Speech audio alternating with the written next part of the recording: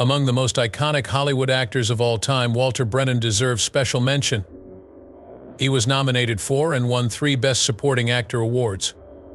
Walter seemed like a country bumpkin as he was born a true New England Yankee. He played Deputy Stumpy in Rio Bravo and Judge Roy Bean in The Westerner, 2 of his most famous roles in Western films.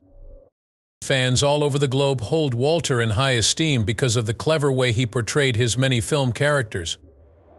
However, reports of Walter's persistent bigotry, extreme paranoia, and hate continued to circulate, casting doubt on the innocence of the kind old man his followers had always known, despite his moving performances. Come with us as we examine Walter Brennan's biography to learn his downfall into the role of Hollywood's most villainous actor. Walter Andrew Brennan was born to parents who had immigrated to the United States from Ireland on July 25, 1894, in Lynn, Massachusetts, not far from where they lived. While his mother stayed at home to raise him, his father worked as an engineer and occasionally made innovations. He was born and raised in Swampscott, and his father always wanted him to be an engineer. Consequently, he formally enrolled in Rindge Technical School in Cambridge, Massachusetts in 1914. An institution that prepares students for attendance at MIT. Everyone knows that passions can't be stifled for very long.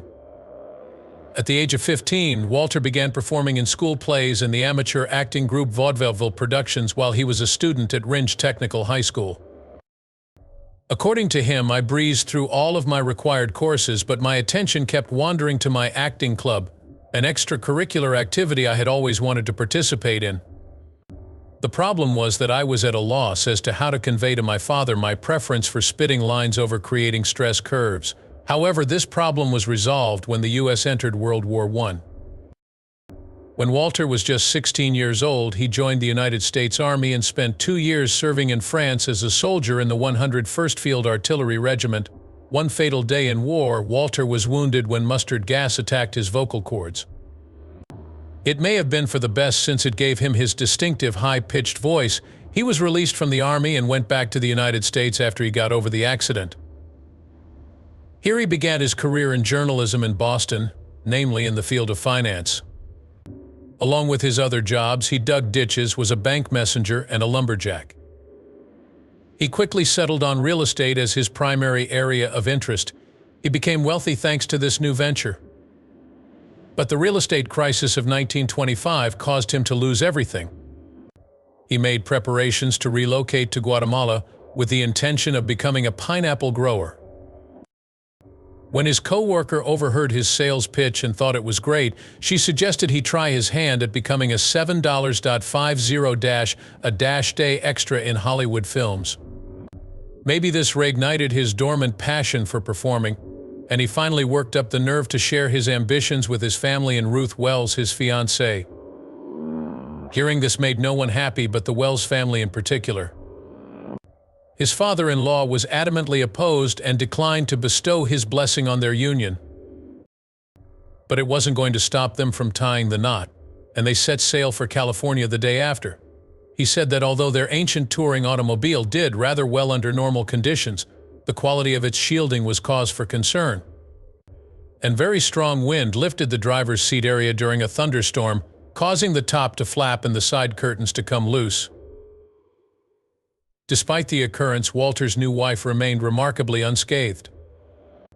According to Walter's comment, "But my new wife was equal to the situation," he made in reference to the incident. Through the rip, she inserted an umbrella which she then opened, and we continued on our way. 2 or 3 comedies may have featured that joke. When they arrived in California, they found that things weren't as simple and easy as they had anticipated. They couldn't believe how many brilliant performers they encountered in Hollywood and elsewhere. But Walter wasted no time getting to work. In fact, he wasted no time at all. He waited in line with others outside the casting offices. Here he crossed paths with Gary Cooper, who was going through something similar. However, a chance presented itself at long last. He said, "I was finally given a break because I was capable of acting like a complete and utter jerk." Looking over this story, it's clear that Walter was the type of man who never gave up. The casting director eventually barred Walter from entering one day after he had waited in line for an excessive amount of time. Seeing the actors attempting to harness a donkey and bring it to Bray infuriated and angered Walter. He approached the crew and volunteered to do the sound design himself on the condition that he star in the film as well. Walter played Bray brilliantly, and the director wasted no time casting him. His first appearance on screen would be this amusing noise he's making. He used this to land bit parts in a string of films, most of the time speaking roles. From young cockneys to old patriarchs, he appeared in a wide range of supporting and major roles thereafter. Webs of Steel 1925 and Lorraine of the Lions 1925 were among his early appearances.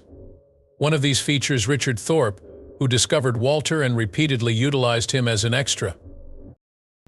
Before obtaining his first film role in 1930, Walter had to appear in more than 30 films. The grandiose musical revue King of Jazz, produced by Universal, in which he had a more substantial role. But Walter was involved in an accident in 1932.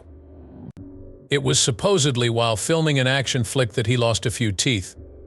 During the film, his adversary stumbled and accidentally kicked him in the face, causing him to lose a majority of his front teeth. A mule allegedly kicked him in the mouth, according to other rumors. He was need to begin using dentures following his treatment. Taking out his dentures made him appear 40 years older than he actually was, giving him a leg up on his contemporaries when it came to playing the role of an elderly man. Asking the director, with or without, was his go-to move whenever he was cast in a role. The filmmakers couldn't get a handle on things and kept asking, with or without what my teeth were knocked out, when he took off his dentures and started answering without them. I think that's the key. His role in The Wedding Night was his big debut into the film industry. He landed a long-term contract with producer Samuel Goldwyn after impressing in a small role as a taxi driver for the picture. The actor went on to work with filmmaker Howard Hawks 7 times, the first of which was in 1935's Barbary Coast, where he had a greater role. Even Walter himself admits as much, stating, "But I was lucky again," before going on to detail the long-ago horror in the Barbary Coast. "I was definitely set up by that." After then, Walter was never idle. The 1936 Goldwyn film Come and Get It, in which he played the Swedish lumberman Swan Bostrom, was his breakout performance. For this, he was named the first ever Best Supporting Actor Oscar winner. His portrayal of a grandfatherly Kentucky horse farm owner earned him his second Academy Award just 2 years later. His 1940 performance as Judge Roy Bean in Gary Cooper's The Westerner earned him his 3rd Oscar. They were regulars in one other's cinematic projects. Walter verified that Co-op was fine with it. "I suppose, Mr.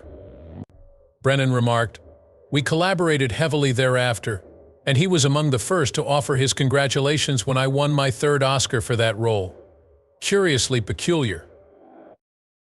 In just 5 years, he managed to win 3 Oscars. How? There was obviously some kind of vote rigging that went in his favor. Does it hold any water?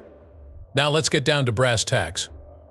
In the 1930s and 1940s, when just a handful of famous actors had ever won more than 1 Oscar, this was an extremely unusual occurrence. What makes Brennan more likely to win in the next 5 years? How did he manage to amass so much in such a short period of time? Surely there was some kind of hidden assistance. Perhaps, though, however, how you define being rigged would determine that. It's reasonable to question Walter's status as an Oscar winner. His acting chops are undeniable, but he was believed to have won an overwhelming number of Oscars due to the fact that extras could vote back then. An article said that his 2 most recent victories were the result of the overwhelming support he received from the Extras Union, whose members had voting rights for the Academy Awards from 1936 to 1940. This was his 3rd nomination for the 1940s, and he won it all. The Extras' voting rights were revoked because of the uproar produced by The Westerner. It appears that this is accurate, as he went on to garner just 1 more nomination for the remainder of his career, for Best Supporting Actor in Sergeant York, which he did not ultimately take home. This was after that rule was eliminated. Walter enjoyed and looked forward to going to work every day. The combination of becoming older and living in a more sophisticated world led him to settle for watching the same old family movies and TV series. He initially turned down offers to star in regular TV programs, but in the late 1950s he played Grandpa Amos on The Real McCoys, a hit at the time. Before the show ended, he was in more than 200 scenes. A low-income family from West Virginia moved to a farm in Southern California for a better life, according to the sitcom. It aired from 1957 till 1963. The Real McCoys moved to CBS for its last season after 5 years on ABC. The series creator Irving Pincus and Walter joined together to establish Brennan Westgate Productions. "I like working in television than in movies because there aren't any long breaks between shifts," Walter explained as he continued to work outside the home. "After filming a scene, you sit tight for the next great one. Not on the small screen.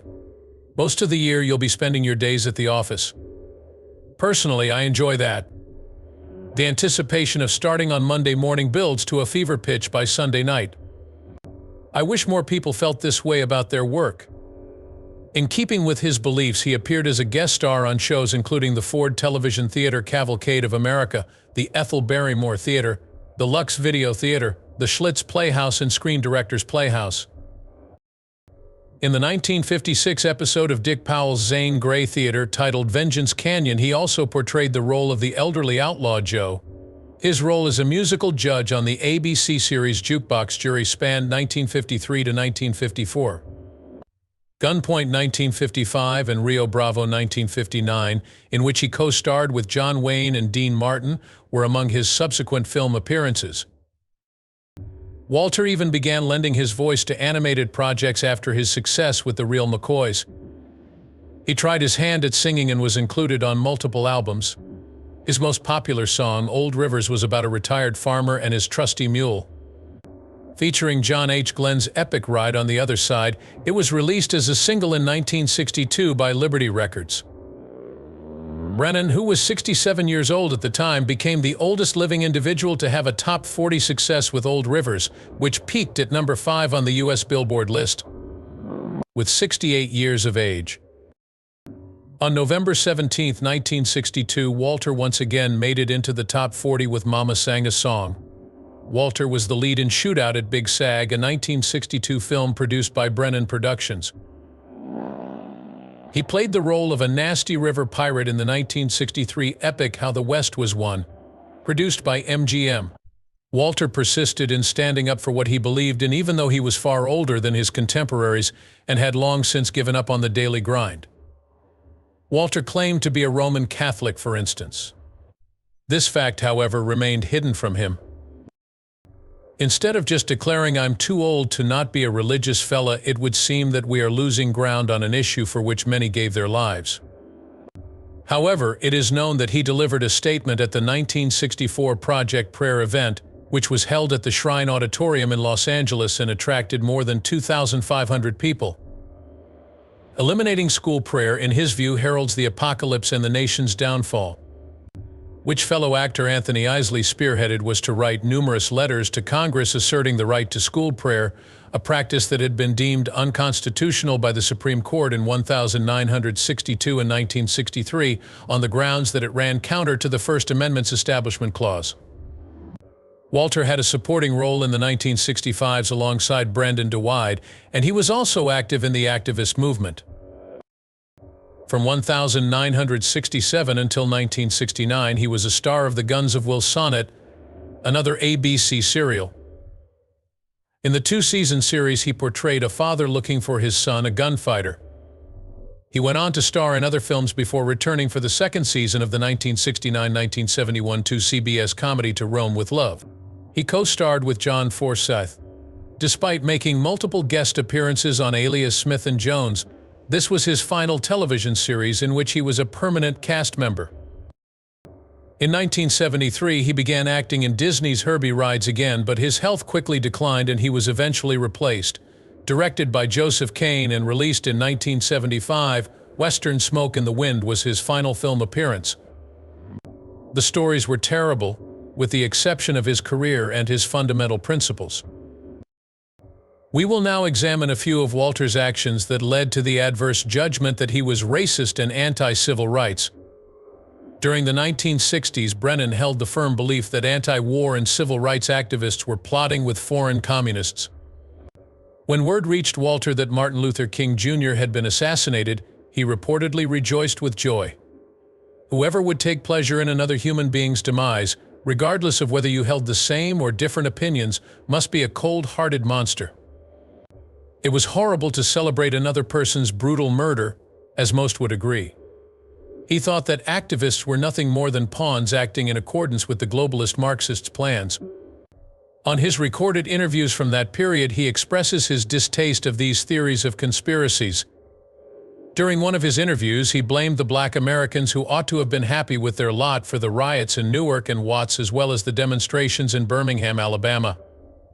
He hinted that villains with nefarious anti-American goals were stirring them up and trying to provoke them. The fact that he previously said that a machine gun could easily put an end to the riots in Watts. His callousness astounds me. People started asking each other these questions. The nice, generous guy that everyone saw on TV, where is he? He fervently believed that individuals need to be executed for asserting their rights. It made no difference if they were wealthy, whether they were victims, or even if they were his devoted followers. It was very heartbreaking. Walter would further sink into the abyss of hatred and misinformation if that weren't bad enough. He joined the John Birch Society with racist sentiments in an effort to connect with his fans. This organization was hateful, prejudiced, and vehemently opposed civil rights. At a John Birch Society gathering in 1965, he taped multiple records while addressing the crowd in his distinctive Grandpa Amos voice. He spread his racist and hateful views using this platform. He informed the audience about the ways in which African Americans during the Civil Rights Movement were influenced by Congressman Adam Clayton Powell to support communist rule. He was so ideologically extreme that he truly believed John Wayne to be a communist. He had collaborated with and even helped out this individual in the past. This was actually taking place even though it seemed impossible now. Walter was betraying everyone he knew, including friends, acquaintances, and co-workers. That wasn't all, he was also appealing to people's hatred through his celebrated character. That, too, was incorrect. In real life, he was not nearly as kind as the charming Grandpa Amos he played on The Real McCoys. He was the antithesis of it. Characterized Walter as a racist who often spoke racist things. Having worked with Walter for so long, it would be surprising if someone came out and said that about him. Even the most skeptic supporters started to believe that this man had flaws that had gone unnoticed for a long time. The racist views he harbored were concealed by his charming, people-loving persona, which the viewers liked. Walter, though, was far from finished. People were even more shocked by his actions. Brennan reportedly rejoiced at the 1968 assassination of Senator Robert F. Kennedy, according to the cast and crew of the Guns of Will Sonnet. I don't know who does that. The very opposite of the biblical commandment, love your neighbor as yourself, was displayed by this self-proclaimed Christian. Some could say that Walter's spirituality was a late-life development brought on by his advancing years. As a prominent conservative Republican, he was also a member of the Motion Picture Alliance for the Preservation of American Ideals. Thus, it appeared like Martin Luther hated blacks exclusively when he was elated about his death. It was unclear if Walter simply despised freedom when he rejoiced over Kennedy's death. Robert F. Kennedy was a communist in his firm opinion, and everybody associated with him who backed Kennedy was also a communist in his view. As far as Walter was concerned, supporting the political views of any Kennedy was the same as supporting, to illustrate the point, he supported Barry Goldwater for president in 1964, despite the fact that Goldwater had voted against the civil rights acts of that year. Because he thought Richard Nixon was too liberal to be a Republican, he backed George Wallace in 1968 as well. For the 1972 election, he backed John Schmitz, a far-right contender. John Birch was not only a campaign ad voice for Schmidt, but also a member of the John Birch Society and chair of the Finance Committee. When Ronald Reagan ran for governor of California in 1966 and again in 1970, he had his support. It was obvious that the man despised liberty and anything related to individual choice. Walter went so far as to paranoidly believe rather than firmly believe that the Soviet Union was about to invade the US to install communism and wipe out democracy. As a result, he invested in building a bunker beneath his Los Angeles mansion, where he kept a multitude of weapons, food rations, and other tools for survival. Additionally, he told his daughter not to let his grandkids listen to the Beatles. Apparently, this was the most famous band on the planet. Was he afraid? The depravity and immorality of modernity was something he didn't want his offspring to inherit. Maybe that's why he bought the 12,000-acre Lightning Creek Ranch 20 miles north of Joseph, Oregon, and built a movie theater, a variety store, and the Indian Lodge Motel on it. This would allow his family to live there in peace, away from the ills of modernization. Indeed, you must be kidding if you believed he ceased at his own relatives. As he got older, he allegedly started lecturing his co-workers about the impending collapse of dear old America if they confessed to having voted for a Democrat or any other extremist. He spent his retirement years at his property in the Moorpark district of Ventura County. His death from emphysema occurred in Oxnard, California on September 21, 1974, when he was 80 years old. He was laid to rest in Los Angeles' San Fernando Mission Cemetery among his grandchildren. After 50 years in the business, he is still widely considered to be among the all-time greats in the acting world. He has more cinema appearances than all of his contemporaries combined, with almost 230 to his credit. For this, he was honored with a star at 6501 Hollywood Boulevard on the Hollywood Walk of Fame. In 1970, he was also admitted into the Hall of Great Western Performers, and his photo hangs on the National Cowboy and Western. Despite his achievements, Walter exhibited numerous defects, such as racist views, paranoia, and traditionalist beliefs. Some could say that he was born into an era when people didn't know any better. But it's not a very convincing argument, because other performers and actresses of that time refused to act like Mr. Walter Brennan.